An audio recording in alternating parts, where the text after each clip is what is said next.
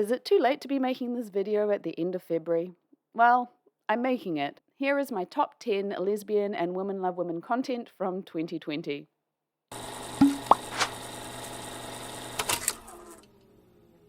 Firstly, I just want to say thank you to my subscribers. I hit 1,000 in early February after 4 months, which is amazing, and I really appreciate you all so much. Unorthodox. There isn't a lot of gay in this 4-part miniseries, but having said that, the thing that motivates a lot of the action, in many ways, is a result of the women love women element and the impact it had on the protagonist, Etsy, who, at 19, marries because that is what is expected of her as a Hasidic Jew living in New York. Unhappy with the marriage and the restrictive life she's expected to lead, she escapes by flying to Germany to where her estranged mother lives.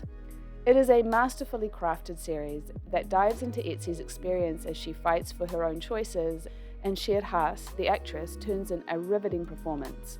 Primarily told in Yiddish, it is based on Deborah Feldman's 2012 autobiography, and perhaps it is for this reason that the series rings so emotionally true.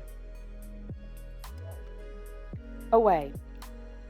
I didn't need to know much more than Hilary Swank was leading this diverse cast of characters on the first manned mission to Mars to get me interested, but when it also had a lesbian storyline with the astronaut chemist Lu Wang and the NASA translator Mei Chen, I was sold.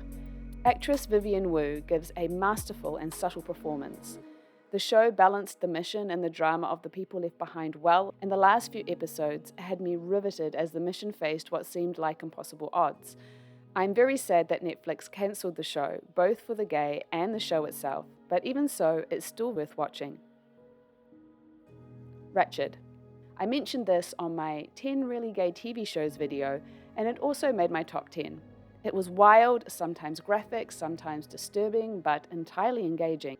I was uneasy about Ratched as a character and wondering just how disturbed was she as a result of her traumatic childhood and the time as a nurse on the front line. And just what would she do to save her brother? Was she past redemption? And with more seasons to come, that question may not be fully answered, but for now, through the love that she has found with Gwendolyn, it feels like she's not a lost cause, and I'm very curious to see where this show goes. Everything sucks. Yes, I know, this didn't come out in 2020, but I finally watched it in 2020, and being a 90s kid, it has all the nostalgic feels that I could ask for. It's a simple, relatively uncomplicated story of boy likes girl, but girl likes another girl. Classic. Said girl is part of the drama group, and when the theatre sprinkler system goes off because boy wants to kiss girl who would rather be kissing the other girl, both girls get thrown together into making a Z-budget, shot on VHS alien love movie to satisfy the furious drama geeks. It has all the happy ending you could want to satisfy a sapphic shipper heart, so although the show got cancelled after one season, I was fine with that as the season ties up pretty nicely with only a few loose ends. Dead to Me. Dead to Me is a dark comedy about two women who are drawn together by the weirdest of circumstances, and it went queer in season 2. No, it wasn't between Jen and Judy, even though that would totally 100% work for me too, but between Judy and Michelle. The romance didn't last long because Judy was way too dysfunctional to hold that one down. While it was delightful to get a bit of lady loving in the show, my favourite part has to be the codependent friendship between the two leads as they try and extricate themselves from the trouble they're in, having killed each other's significant others, and I'm curious to where they're going to go in the third and final season. Astrid et Raphaëlle. Disclaimer, this series is all subtext in I totally want them to get together and I don't think the show will ever go there, but that doesn't stop my shipper heart from seeing all the potential and shipping it hard. They're just so sweet together and they are very clearly attached to each other. I loved watching the professional and personal evolution of their relationship over the first season as they go about solving crimes. It is entirely too heartwarming not to get a spot on my list. Ammonite. While it got compared as the poor cousin to the Portrait of a Lady on Fire, I personally really enjoyed this film in a I didn't feel the time pass kind of way.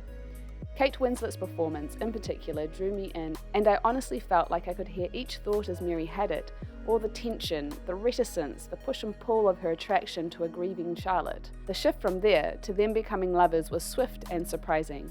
I thought their love scene, the one that Kate gifted Saoirse for her birthday, was Moving along.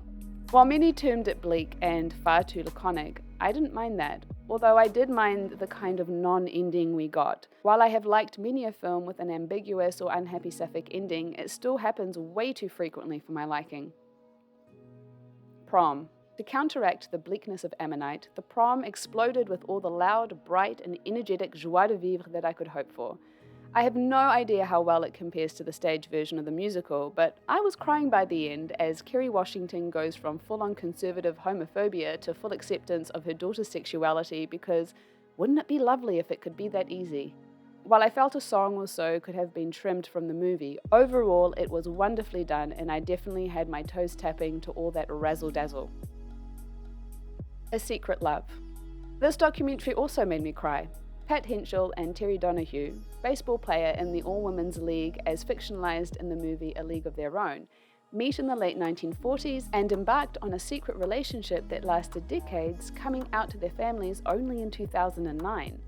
The documentary follows them as they move into a retirement home together, reflecting on a lifetime of having to live their love in secret and how they found a way to be together in spite of being in a society that aligns them. It is both heartwarming and heartbreaking. Hannah Gadsby's Douglas. Comedian Hannah Gadsby's Nanette exploded on Netflix in 2018, and Douglas is her follow-up. While I don't think it quite had the depth of resonance that Nanette did, and does heavily borrow from Nanette in terms of its format, it is still a fantastic comedy set that is immensely watchable and had me laughing out loud. Hannah Gadsby turns in an impressive performance that this time focuses in more on her autism, so while the content is not overtly queer, it is queer by virtue of who she is. Special mention. Luis Meliá. On the Spanish soap Amar es para siempre, Luisita Gomez and Amelia Ledesma found love in 1970s Spain when it was illegal to be gay. The show garnered such an international following that the network has created a web spin-off exclusively for their website set in the modern day, so essentially it's an AU fanfic and has done well enough that it's already in its third season. It's fun, self-referential, and a delight to watch.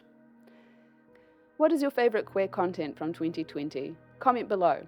If you like this type of content, like and subscribe. Until next time, lady lovers.